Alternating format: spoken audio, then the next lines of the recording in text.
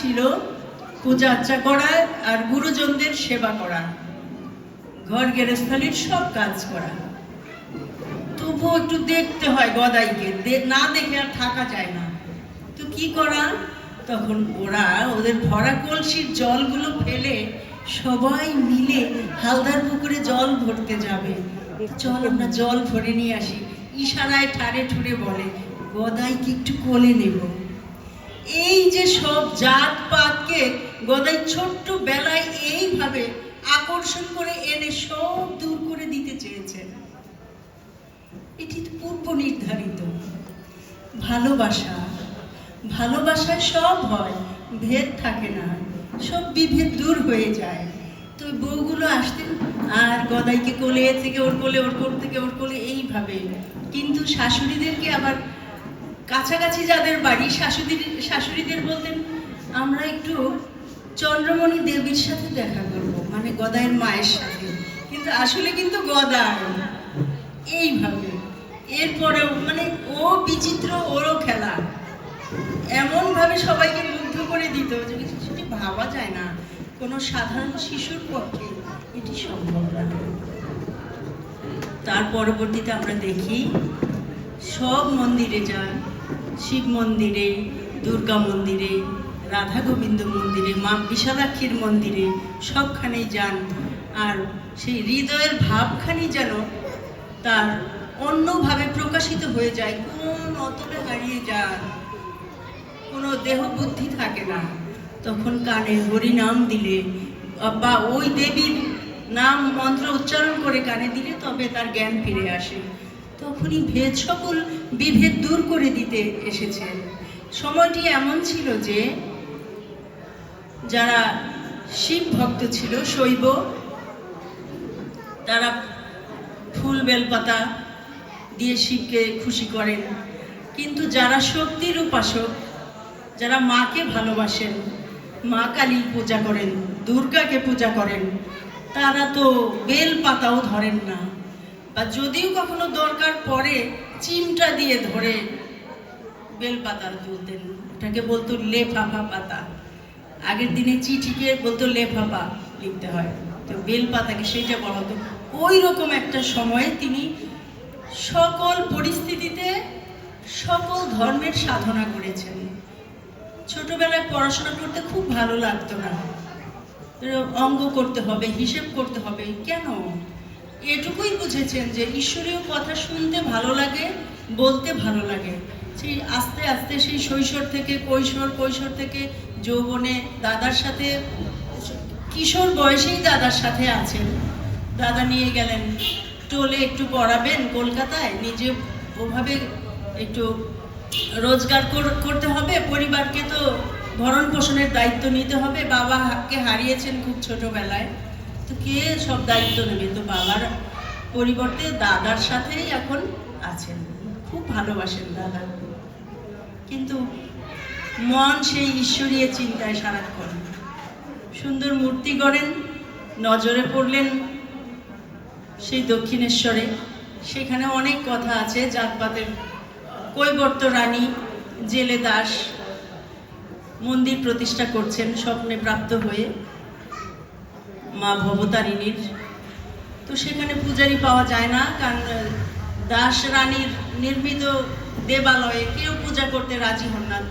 আমরা আজ ভাবতে পারি এই কথাগুলি, যে এত ওই সময়ের এত লক্ষ টাকা ব্যয় করে এত চমৎকার সবার কল্যাণের জন্য মন্দির করা হলো মায়ের, কিন্তু পূজারি পাওয়া যায় না। সেখানে রামকুমার চট্টোপাধ্যায় সম্মত হয়েছেন, পূজা করেছেন। ঠাকুরের জীবনের পরিপূর্ণ লীলাগুলি যেন আস্তে আস্তে স্তরে স্তরে এই দক্ষিণেশ্বরে সেটি প্রকাশিত হয়েছে। মা মা বলে তিনি কেঁদেছেন গঙ্গার তীরে, মাটিতে মুখ ঘষে ঘষে। যে দেখেছেন যেন সদ্য মা হারা হয়েছেন এই বালকটি, তাই এভাবে কাঁদছেন। আবার আমরা দেখি সকলের দুঃখটা তার নিজের ভেতরে এমনভাবে অনুভব করেন যে কিভাবে এদের মুখ শান্তি কোথায়, এরা কেন সংসার বিষয় চিন্তা করে করে এত দুশ্চিন্তা করছে, এত পরিশ্রম করছে, একটু ঈশ্বর লাভের জন্য চেষ্টা করে না কেন? তার একটা অংশ যদি ঈশ্বরের কথা ভাবে তাহলে তো ভগবানকে লাভ করবে, কেন করে না? গঙ্গার মাঝিরা ঝগড়া করে, ওরা গায়ে হাত তোলে একজন আরেকজনের, ঠাকুর গায়ে সে ব্যথা অনুভব করেন, চিৎকার দিয়ে ওঠেন, আহ! ভাগিনীর হৃদয়ে থাকতো কাছে, ও তখন দেখেন যে পিঠের মধ্যে ঠাকুরের 5টা আঙ্গুলের দাগ পড়ে গেছে, মাঝি একজন আরেকজনকে ব্যথা দিয়েছে বলে। কি সমান অনুভূতি যে সেই ব্যথাটা নিজে শুধু অনুভবই করেননি, প্রকাশিত হয়েছে নিজের শরীরে। এমন ভাবে তন্ময় হয়ে গেছেন তিনি ঈশ্বরীয় ধ্যানে, ঈশ্বরীয় জ্ঞানে।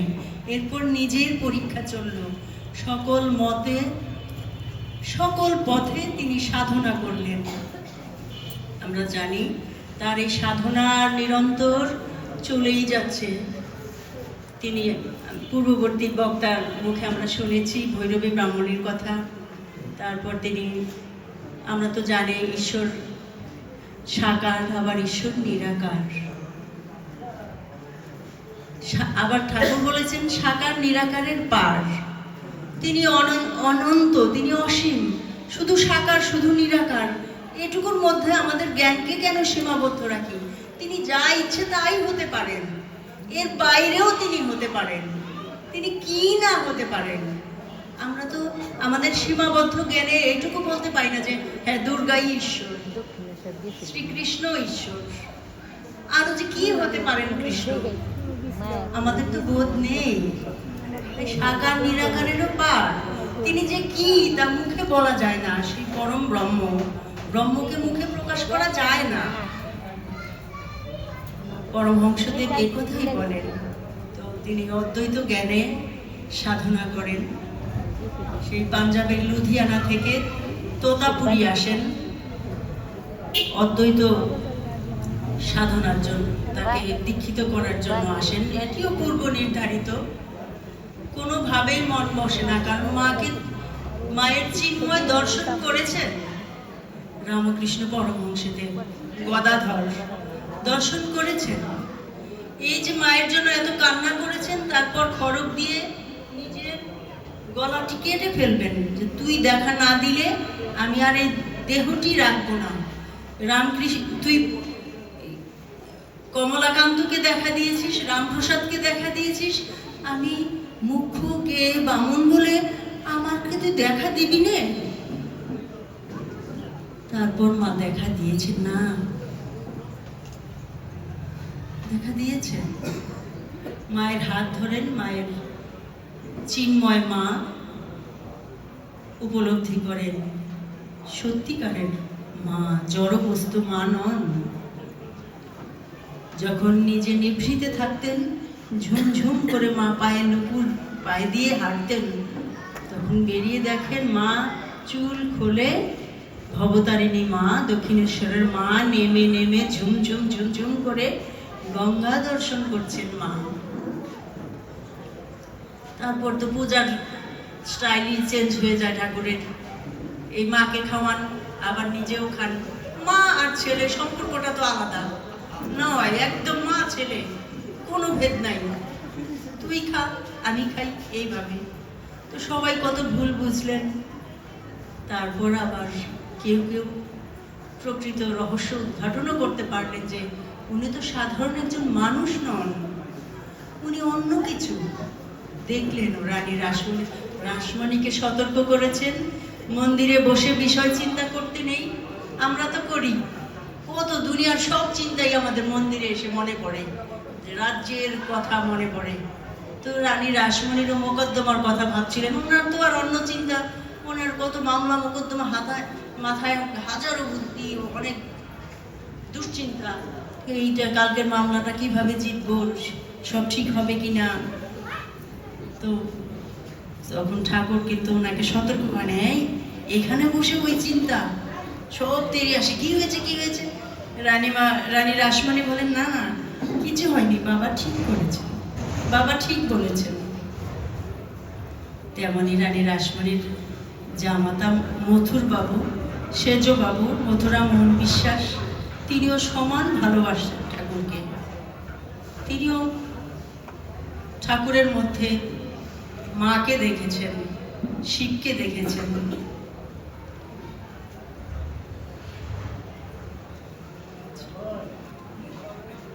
সেই জন্য বিশ্বাস করেছেন, বাবা তুমি তো সাধারণ নও। যখন প্রয়াগে যাবেন তখন পথে তিনি দেখলেন যে অনেক না খেয়ে আছেন। আমি যাব না, আমি কোনো তীর্থে যাব না। যারা না খেয়ে আছে নিরন্ন, ওদের খাবার দাও, নতুন কাপড় দাও, না হলে আমি কোথাও যাব না, শালা আমি এখানেই থাকবো। তখন কি করা, সেই বেশ অনেকগুলো টাকা খরচ করে ওদেরকে খাওয়ানো হলো, কাপড় দেয়া হলো, তারপর তীর্থে যান ঠাকুর।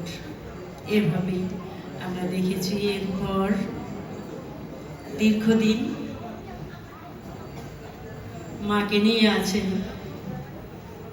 কিন্তু জানার আগ্রহ তার ক্রমাগত এখানেই শেষ হয়ে যায়নি, শুধু বেড়েই চলেছে। আরো অনেক কিছু তাকে জানতে হবে।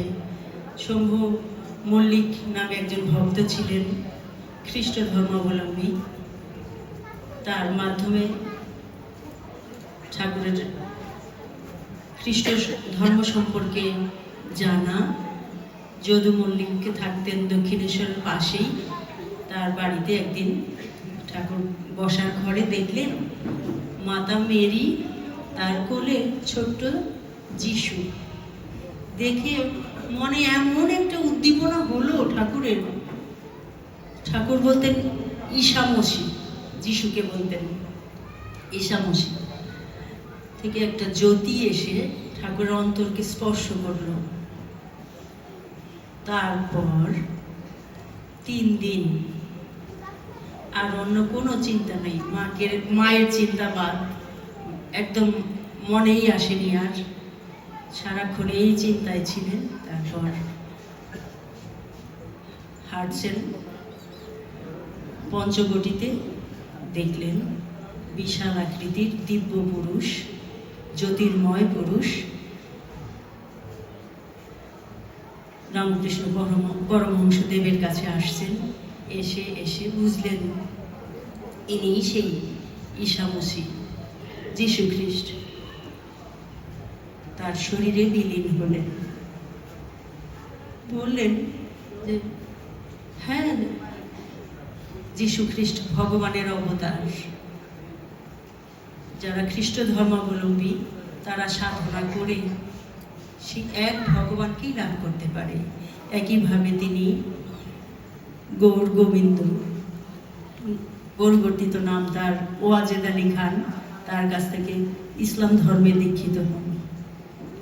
আমাদের কাছে মানে বলছি সহজ, কিন্তু ব্যাপারটা এত সহজ ছিল না। কারণ রক্তচক্ষু সমাজের তখন কি পরিমাণ তার উপরে বর্ষিত হয়েছে, যে কি দক্ষিণেশ্বর সেই পাগলা বামুনটা নাকি ইসলাম ধর্ম গ্রহণ করেছে। এবং আমরা জানি রানী রাসমণি সেই মেয়ের জামাই মথুরা মোহন বিশ্বাস, উনি সেই ব্যবস্থা করেছেন, একটা নির্দিষ্ট জায়গায় রেখেছেন, তারপর ওইভাবেই রান্না করা হয়েছে, ওইভাবে তাকে খাওয়ানো হয়েছে এবং নামাজ পড়েছেন তিনি। অন্য কোনো চিন্তা মাথায় তার আর নেই, একমাত্র ওই আল্লাহর চিন্তা করেছেন এবং করে তিনি সাধনায় সিদ্ধি লাভ করে দেখেছেন যে বিশাল শুশ্রুমণ্ডিত একজন বিশাল আকৃতির পুরুষ তার কাছে আসলেন এবং বুঝলেন যে ইনি সেই মোহাম্মদ।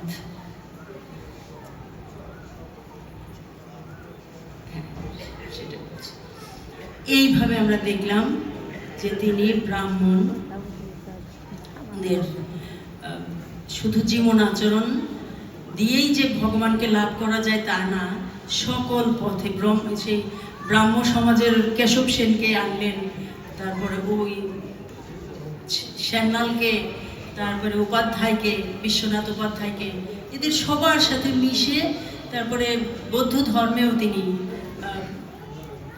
অনেক সাধনা করে, জৈন এবং শিখ ধর্মেও তিনি সেইভাবে ওদের সম্পূর্ণ পড়াশোনা করে শুনে সাধনা করে দেখলেন যে এক ভগবানকেই লাভ করা যায়, এবং এই যে তিনি এই সিদ্ধান্তে আসলেন তার জন্য সবাইকে সমানভাবে ভালোবাসতে পেরেছিলেন বলেই, এটি কথার কথা নয়, কিন্তু নিজের জীবন দিয়ে এই সত্যটি তিনি প্রতিষ্ঠিত করলেন এবং সবার মাঝে ছড়িয়ে দিলেন যে যত মত তত পথ, সব পথ দিয়ে এক ভগবানকে লাভ করা যায়।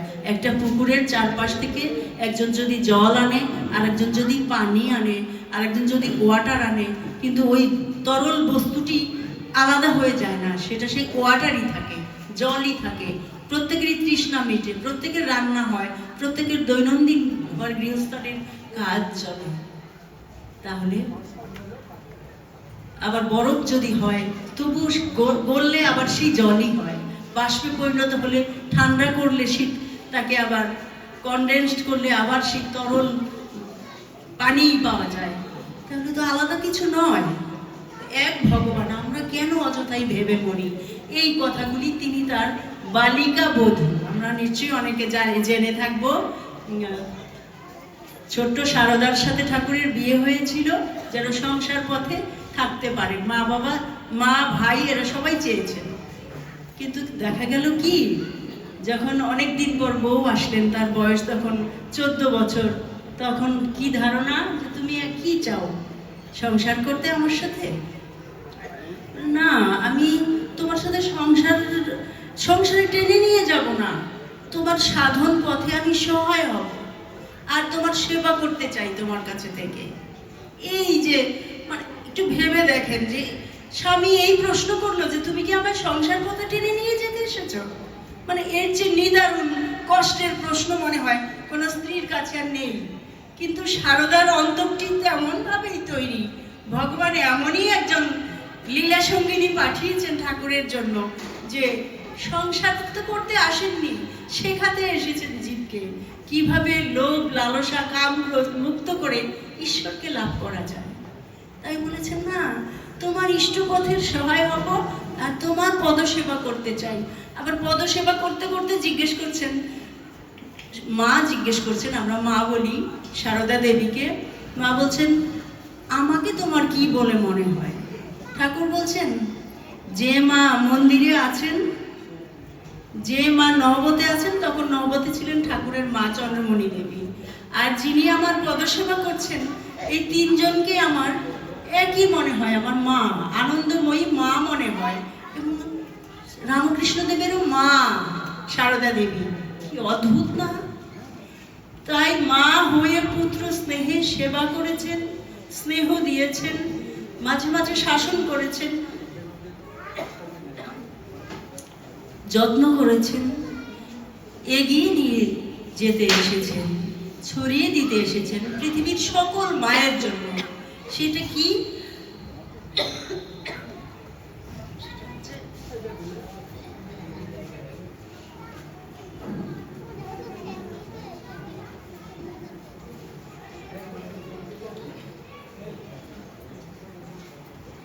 আমি দুঃখিত, আসলে আমার অনেক কাশি, সময় নষ্ট করছি। তো এই জন্যই এসেছেন লীলা সঙ্গিনী রূপে। তো আমাদের মায়েদেরও কিন্তু এমন হতে হবে, কিভাবে লোভ থেকে দূরে থাকা যায়, আরো চাই আরো চাই, এইরকম একটা মানসিকতা আমাদের বাদ দিতে হবে সংসারে সুখ আনতে হলে। মা ঠাকুরের একজন পার্ষদ, যিনি মায়ের সেবায় নিজের প্রাণপাত করতে পারেন। সব সময় যেখানে মহামারী, বন্যা, যে কোনো রকমের প্রাকৃতিক দুর্যোগে অকাতরে সেবা দিচ্ছেন মা, সেখানে সেই সরলতা কাছে যেমন স্নেহের, আমজাদ ডাকাত আছে, গরু চুরি করে ধরা পড়ে, জেল খাটে, বলে আমার শরত যা আমজাদও তা। অনেকদিন আমজাদ আসে না, মায়ের মন কিন্তু বারবার বলছে আমজাদ কেন আসে না। তারপর দীর্ঘদিন পর উস্কো খুস্কো চুল নিয়ে, শুকনো একদম কাঠি, এই অবস্থায় এসেছেন। তখন মা বলছেন, তোর মুখটা এত শুকনো কেন বাবা, এতদিন কোথায় ছিলি, আসিসনি তুই? যে মা, আমি তো গরু চুরি করতে গিয়ে ধরা পড়েছিলাম, জেলে ছিলাম। তো কে এরকম অকপটে এইরকম একটা দুষ্কর্ম করার কথা মাকে বলতে পারে? একমাত্র সন্তান।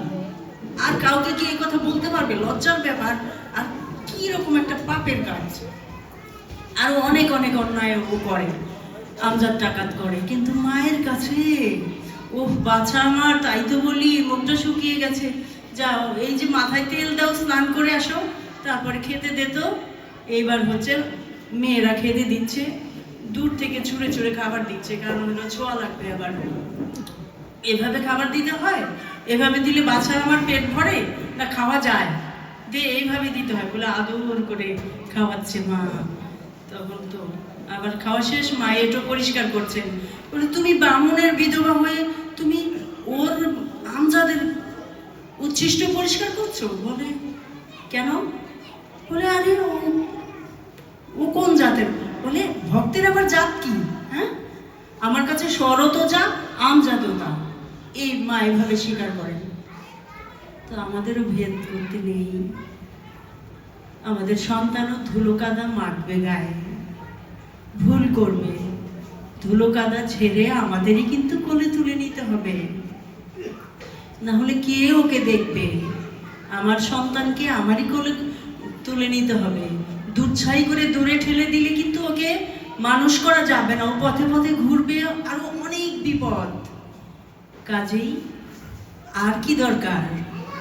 আর দরকার হচ্ছে প্রকৃত শিক্ষায় শিক্ষিত করা। আমাদের উচিত ওদেরকে এই যে ঠাকুর দেবতার জীবন দিয়ে, ছোট ছোট উপমা দিয়ে, গল্পগুলি, এগুলি শোনানো দরকার। আমরা দেখি বিশেষ বিশেষ ধর্মে ছোট্টবেলা থেকে কত শিক্ষা দেয়া হয়, যার কারণে ওরা একটা লাইন মতো চলে। আমাদের বাচ্চাদের আমরা পারি না, ওরা কিন্তু অনেক ভুল করে, অনেক ভুল করে। এবং এখন একটা সময় আমাদের এসেছে যে এই ভুলের কোনো শেষ নেই। এমন ভুল করে আমাদের মেয়েরা, আমাদের ছেলেরা, যে আমাদের ভাষায়, সামাজিক ভাষায় বলে বংশের মুখে চুনকালি দেয়। আমাদের এই পথ থেকে ওদেরকে ফিরিয়ে আনতে হবে। আমি মা, মা কি না পারে? মা সব পারে।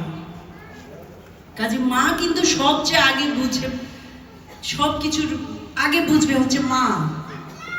আমাদের সতর্ক থাকতে হবে।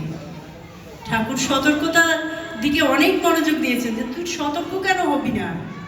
ভেসে যাবি না, জিনিস কিনবি বাছাই করে। সতর্কতা থাকতে হবে, সরসতা থাকতে হবে, জীবনে আনন্দ থাকতে হবে। একদম শুধু সাধন ভজন করব কঠোর হয়ে না। ঠাকুর বলেছেন যে আমাদের জীবনের উদ্দেশ্য ঈশ্বর লাভ, মাও বলেছেন তাই, ঈশ্বর লাভই উদ্দেশ্য। আর যার প্রতি যাই হোক কর্তব্য করে যাও, কিন্তু ভালো এক ভগবানকে ছাড়া আর কাউকে বাসবে না। কাজ করবে এক মনে, মনে করবে যে অন্যের বাড়ির কাজ করছো, স্বামী সন্তান পুত্র কন্যা বা অন্য আত্মীয় স্বজনের সবার সেবা যা আছে সব দায়িত্ব পালন করব, কিন্তু মনে ভাববো এরা আমার কেউ না, ঈশ্বর একমাত্র। এক হাতে সংসার করব, আরেক হাতে আমরা ওই ঈশ্বরকে ধরে থাকবো। তা না হলে আমাদের মুক্তি নেই। আমরা যত যাই করি, ঈশ্বর লাভ ছাড়া আমাদের মুক্তি নেই। সেটি করতে হবে, সততা থাকতে হবে, অন্যায় করতে পারবো না, অন্যায়ভাবে আমরা কারো কিছু গ্রহণ করব না। প্রতিটা কাজের মধ্যে আমাদের সততা থাকতে হবে, সৎসঙ্গ করতে হবে। আমরা জানি অসৎসঙ্গে সর্বনাশ, সৎসঙ্গে স্বর্গবাস। অসৎসঙ্গ সবসময় দূরে থাকবো, আমরা সেখান থেকে দূরে থাকবো, অথবা পরিবেশটাকে আমার চেষ্টায় আমি পাল্টে দেওয়ার চেষ্টা করব, যেন অসৎসঙ্গটা সৎসঙ্গে পরিণত হয়, সেটি চেষ্টা করব। ঈশ্বরে আমাদেরকে সমর্পণ করব। আমাদের আর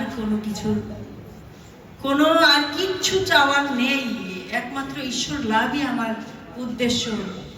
সকল কর্মে, চিন্তায়, মনে আমাদের এই কথাটি ভাবতে হবে। আর আমরা প্রার্থনা করব মনে, বনে আর কোণে যে সারাক্ষণ মানুষকে দেখায় দেখে আমাদের এই পরিবেশটি নাই, কিন্তু গাড়িতে বসে সবখানে আমরা এইভাবে করতে থাকবো, এইভাবে করতে থাকবো, ভালো চোখে কেউ দেখে না। আমাদেরকে আমাদেরই রক্ষা করতে হবে। মান সম্মান সবকিছু নেই। আমার ঈশ্বর ডাকা নিয়ে কথা, মানুষ নাই বা দেখলো, নাই জানলো আমি কি করি, আমার কাজ আমি অন্তর দিয়ে করব, এটা ভাবতে হবে। আর হচ্ছে আমাদের সমন্বয়ের কথা ভাবতে হবে, সব ভেদ বুদ্ধি সব পরিহার করতে হবে, কারো দোষ দেখা যাবে না। 6টি রিপু চক্ষু কর্ণ নাসিকা জিহ্বা ত্বক দিয়ে আমরা আমাদের চোখ বেঁধে রেখেছি, কি দেখি? পরের দোষ দেখি, নিজের দোষ তো দেখি না। চোখ যে বাঁধা, সেগুলি খুলে ফেলতে হবে, নিজের দোষ দেখতে হবে। মা বলেছেন, শান্তি যদি চাও মা, কারো দোষ দেখো না, দোষ দেখবে নিজের। এই জগৎকে আপনার করে নিতে শিখো, কেউ পর নয় মা, জগৎ তোমার। তারপর আরেকটা বাণী দিয়ে আমি শেষ করব। মা বলেন, তো একটা সময় মায়ের শরীর অনেক খারাপ করে, তখন মায়ের সন্তানরা, মেয়ে সন্তানরা কাছে থাকতেন, মায়ের সেবা শুশ্রূষা করতেন। মা, তুমি আমাদেরকে রেখে চলে গেলে আমরা কিভাবে চলবো? বলতেন, মা বলেন,